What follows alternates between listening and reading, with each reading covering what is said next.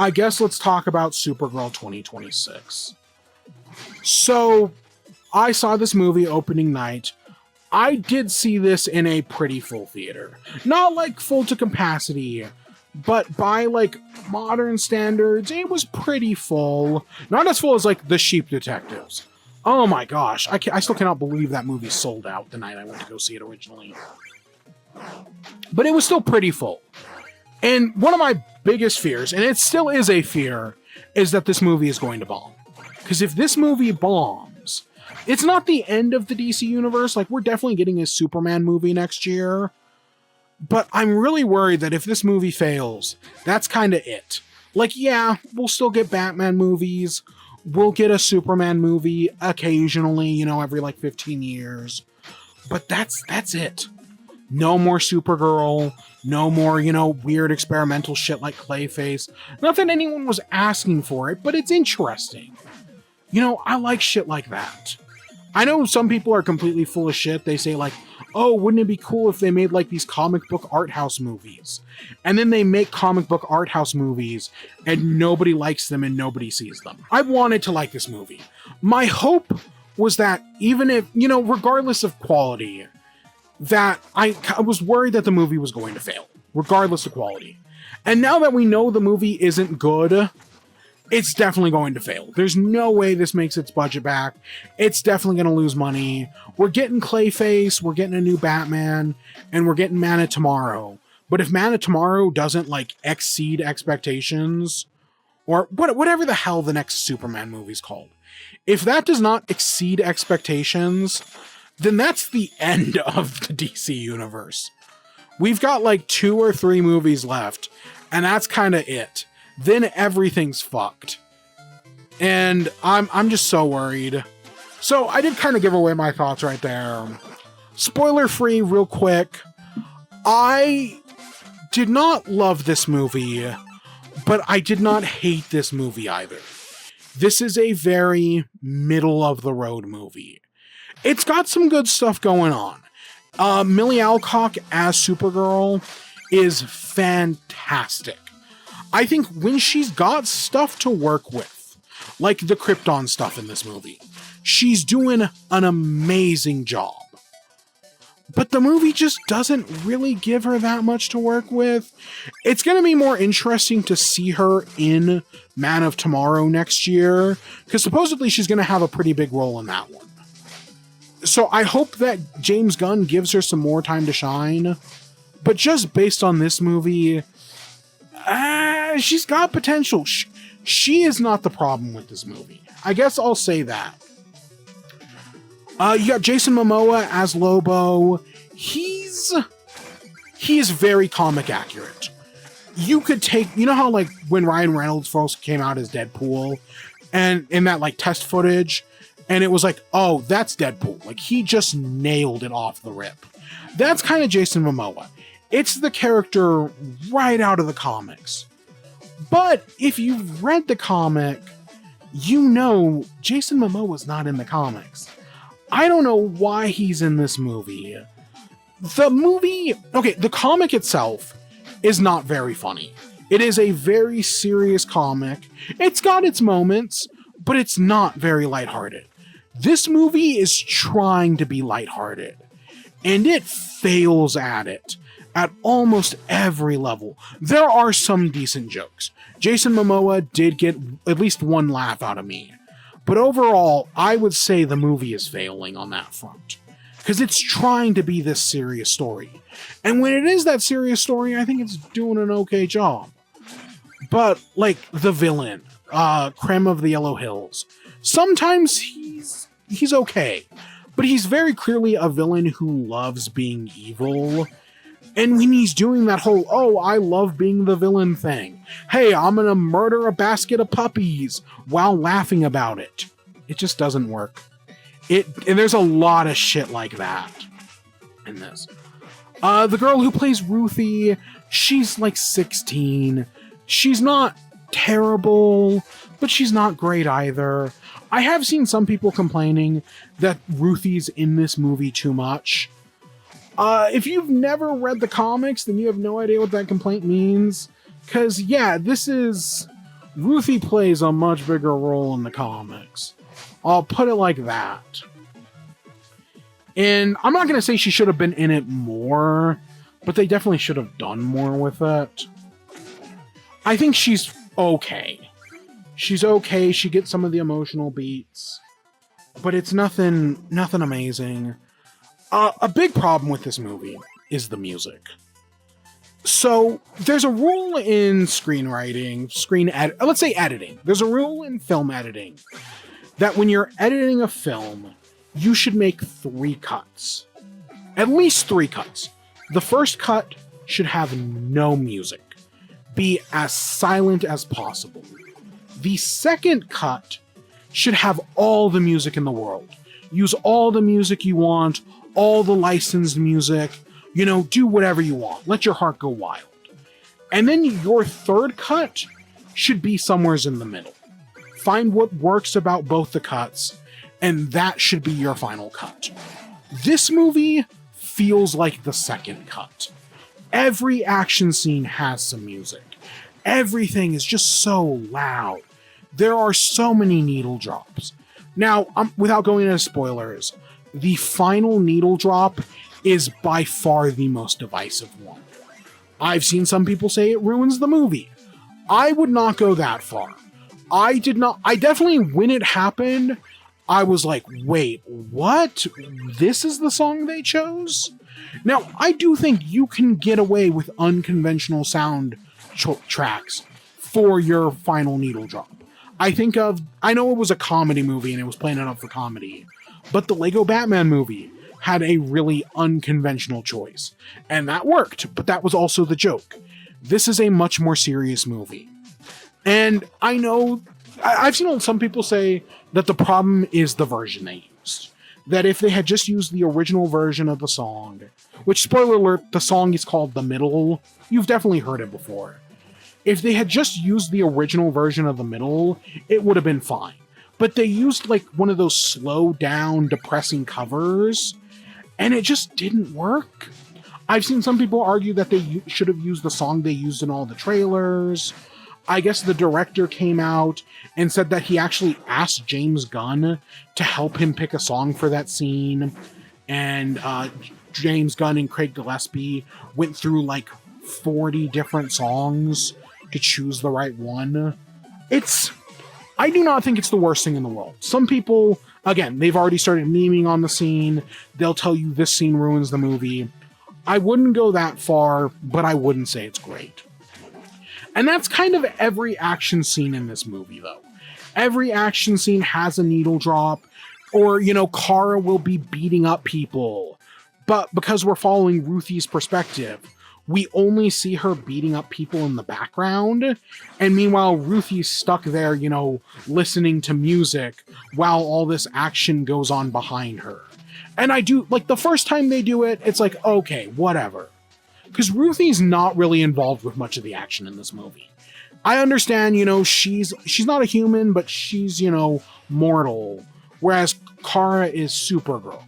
And so I understand that it's harder to put her in action scenes, but it's definitely not impossible.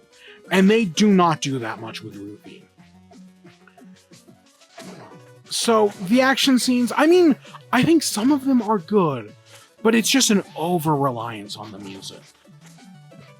Visually, the movie just looks ugly. If you've ever read the comic they're adapting, which I have read and I'll talk about a little bit in a second because I don't want to spoil it. I recommend you go read it though. But the comic that this is adapting, Supergirl Woman of Tomorrow, has a very stark visual style. It is very colorful. This movie, on the other hand, is very drab and very gray. I don't want to say it's like even fucking some of those Star Wars movies have more color than this one. It's kind of sad when you look at it sometimes. And there is some credit I will give it, not every alien is just a human or a human with a weird face bump. We do definitely get a lot of those. I would say most of the aliens are like that. All of the brigands are like that. they go to this one planet and they're all like that. But we do also get some alien-ass looking aliens. And I am glad for that. And I understand part of the reason why the movie looks ugly is because, you know, they're on dying planets. They're in these horrible places. It's supposed to, you know, look ugly, be that sort of, I don't want to say diesel punk, but, you know, just, it's supposed to look ugly. But the original comic was able to get away with so much by using color. And this, like, I understand. Okay. You know, in most comic book movies, how it's like, yes, this is a comic book movie, but they're not adapting one singular comic. They're adapting a variety of different comics. They're taking elements from different stories and combining them together. Even in something like Captain America Civil War. Like, yes, they're adapting Civil War, but they're not actually adapting the comic Civil War. They're just taking pieces from Civil War and basically making their own story.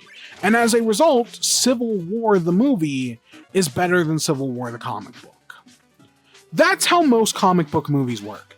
I remember one time, I think it was Comic Drake explaining Thor Ragnarok, that it took elements from Thor the Mighty Avenger, in Thor Son of Odin, in Thor, like the 2009 run.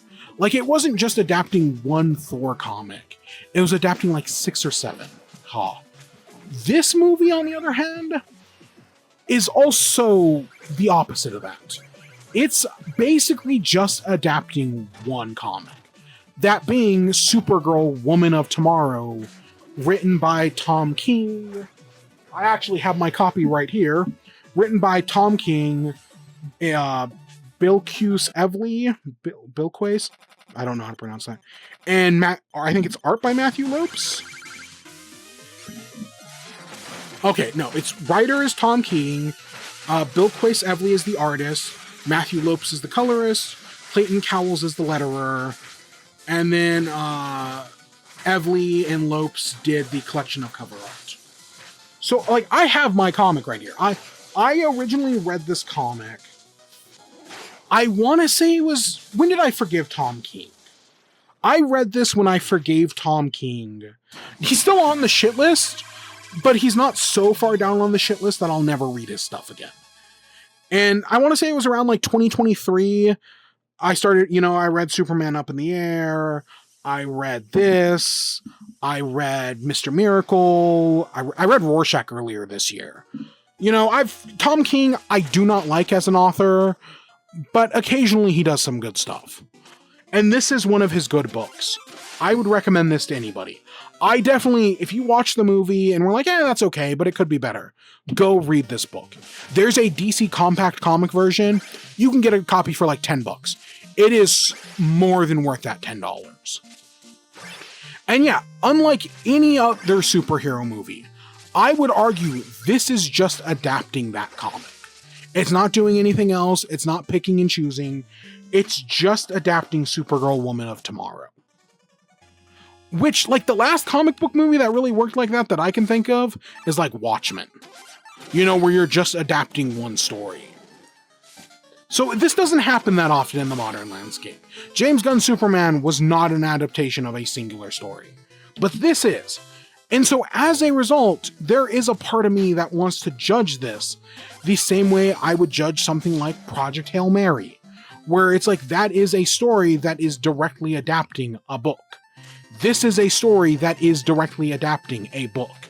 And as a result, I feel like it should be judged the same way that you would adapt any other book.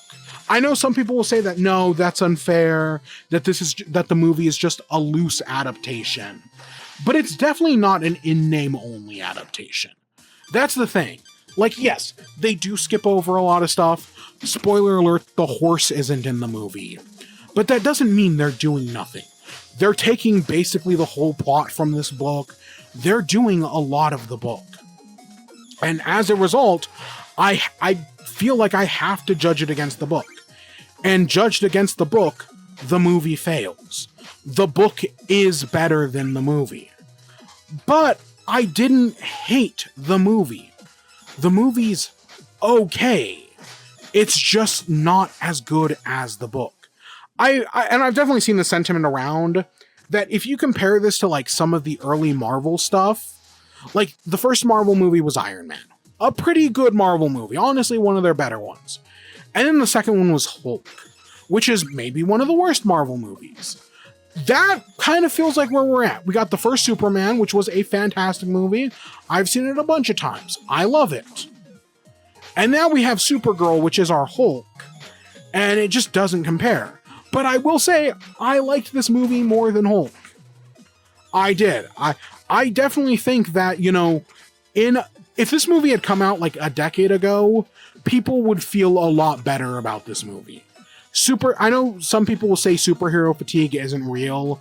I want to say James Gunn himself has said that, and that it's more superhero movies just aren't up to quality. Well, guess what? This isn't the quality you kind of said we were going to get. This movie fails in comparison. Whereas like Superman, I could see this launching a universe. This is not the good follow-up. It isn't. So I was, to that end, disappointed. I did not hate it, but I did not love it. I probably will never watch it again. I never say never, obviously. I mean, I said I was never going to watch Man of Steel again. Or, not Man of Steel, Batman v Superman. And I rewatched Batman v Superman last year. You know, I guarantee you this movie is better than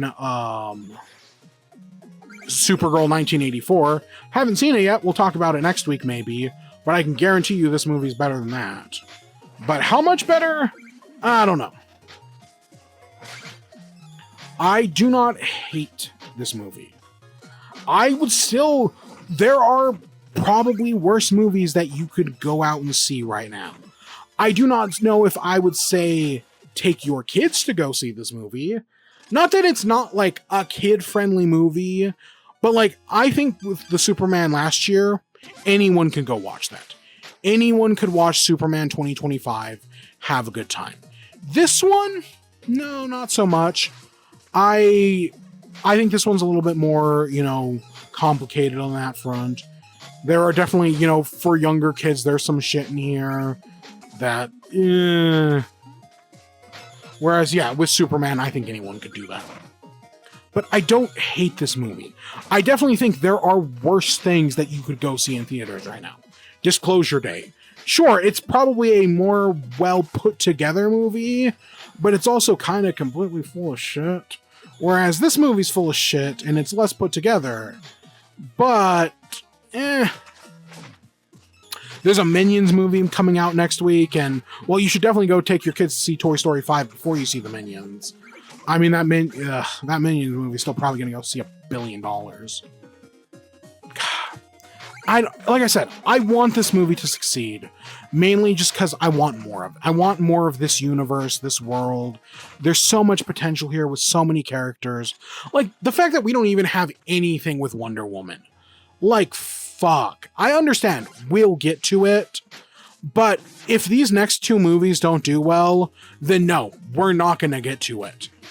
She's your third fucking pillar, DC. I understand doing her last of the three, but still fucking get to it, man.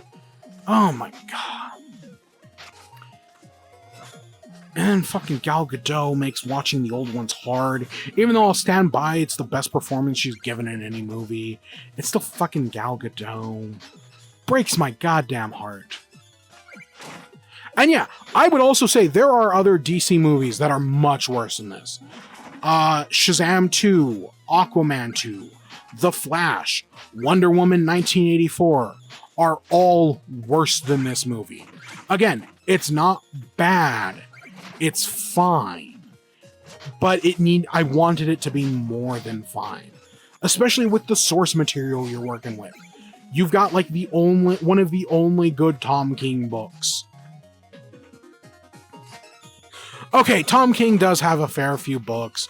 Again, I've praised some of his stuff in the past. Mr. Miracle. Rorschach, I was really surprised by. And then Superman Up in the Sky was fantastic. There's another book. If you're looking for another Superman, Superman Up in the Sky is so fucking good. I was really impressed by. Again, it didn't get Tom King off the shit list, but it got me reading a book of his again. So yeah, there's all my spoiler-free thoughts on the movie. We definitely did get into some spoilers there. I don't think I want to do a whole plot synopsis on this. I guess real quick spoiler thoughts. I really like the Krypton stuff. There's a point in the movie where Kara is talking to Ruthie, and Kara talks about how she's broken. And she basically says that, Clark is a good guy. Superman is. But some of us are broken. I'm broken. And then she stops herself from saying Ruthie is broken. And then she kind of gives this whole story about how Krypton, it didn't die in a day. We see the city of Argo, that it flies off into space. And then the people of Argo start dying of kryptonite poisoning. And eventually Kara, her father lets her, builds her a spaceship to leave. They do, there's a whole thing in the James Gunn movie where it's like, how did Kara not know that Clark's parents wanted him to be a conqueror? Why did Kara not say anything? And while they don't directly address that plot hole, they at least make note that Kara's parents knew that they were sending Clark to Earth to be a god, to rule over humanity. Like, they do specifically address that. There's 2 lines from Kara's father that do specifically mention it. But everything on Krypton is so good. Everything with her mother dying, her father being sick, the whole thing of Kara, just promise me that you'll be good. That's what tells me that Millie Alcock is a good Supergirl. That she's doing a great job. When she's got stuff to work with, she does well. Everything on Krypton and Argo works great. David Cornsweet's in this movie a few times. He shows up early on the phone call. He shows up at the end with Kara comes back to Earth, which if you read this book, they do change the ending. I don't want to get into too much spoilers, but I don't want to say it ruins things, but it is definitely a different ending from the comic, and it is a much worse ending. I'll put it like that. Again, go read the comic. It is worth it. We get another scene with Superman and David Cornsweet when Kara first comes to Earth. And he does kind of steal the show during that scene, but this is a Superman movie. This is a Supergirl movie. Superman should not be stealing the show and his 1 or 2 scenes. That's not a good thing. Jason Momoa also, yes, he's got his moments, but overall, he wasn't that impressive.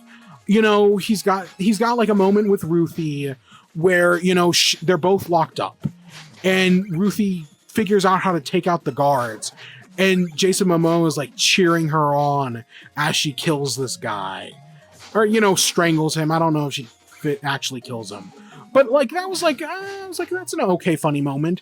Again, he's nailing Lobo the character. I just don't think we needed Lobo the character in this movie. If he had been playing off David Cornsweet Superman, oh yeah, that would have been great. If we were doing the World saga and all of a sudden Lobo shows up, which I don't remember if he does in the comics, but if we had been doing shit like that, oh yeah, they would have contrasted off of each other greatly. But that's not what we're getting here. And instead, there's a scene, they were talking about this on Kind of Funny, and I definitely heard it as well, where at the end of the movie, Lobo, after seeing what happens with Ruthie, that she doesn't kill the guy, he's kind of disappointed, and he tells Kara, see you later, tits. And it's wow, that's kind of misogynistic out of nowheres. And I definitely thought about that, but then I thought about it for a second and was no, he's saying see you later, dits, because he calls her a dits. But I definitely did hear tits. And I'm not again, Andy Cortez heard that as well. So I definitely know I'm not alone on that. But yeah, the things they take from Woman of Tomorrow, some of it's good. There is, I understand them not doing the horse. Obviously, Comet the Horse is one of those weird pieces of Supergirl lore that you probably don't want to do in the first movie. And like Tom King only kind of does it to flex that, he's like this expert of DC knowledge, except when he's not, because he's a fucking Tom King, god damn it. But, I understand not doing some of that. There are other things that I understand not doing. Again, you've got a 2-hour movie to adapt a 100-something page comic. So I understand not doing all of it. But I would have liked some more of it, really. They do keep around the whole Crypto being sick, that they're going to find a cure. But they do obviously change things. I was going to reread the comic before we did this show, and I didn't, but I definitely should have. Because I want to say Kara takes Crypto with him on the journey, whereas in this, they leave him behind on Ruthie's planet. And like, because of that, Crypto feels like he's got less weight in this movie. I don't know. They make there's some interesting decisions. Some of it I do like. The start of the movie starts really strong, but at a certain point, especially again after the whole Krypton thing, and then into that next action scene where you've got the brigands show up, they're trying to get Ruthie because they've been betrayed. Kara's been poisoned. She gets poisoned like 4 times in this movie. She gets kryptonite poisoned. She gets green sun poisoned. A lot happens. Like, I get it. I get what they're doing. But that's kind of, I don't want to say that's when the movie falls apart. But definitely, yeah, the second half, you get all these action scenes all set to this music and they all don't work. Some of the early scenes work better. Like, there's a whole scene where she's like teleporting around the bus. Because they don't do the Phoenix thing from the comics, which I always like the imagery of that from the Phoenix thing. And I'm kind of, even if they had moved it to the end of the movie, I would have liked that. But nah. I guess there were 2 editors on this movie. With a different editor or a single editor, I think this movie would have been better. It does kind of sound like there was some interference from Warner Brothers and Zaslav and whatnot. Which, of course, David Zaslav ruins everything he touches. But this movie, I don't want to. It's not like not Guardians of the Galaxy. What's that? Suicide Squad, where it's like, oh, this is a movie edited by like a trailer company. But like, there's a over-reliance on music. There are slow moments, sure, but not always. But again, it's not great, but it's not terrible either. I'm definitely, I'm not getting a poster of this movie to hang up on my wall like I did Superman. It's not that good, but I want this universe to continue. I want to see more of Millie Alcock. I think she did a great job. The other characters, not so much.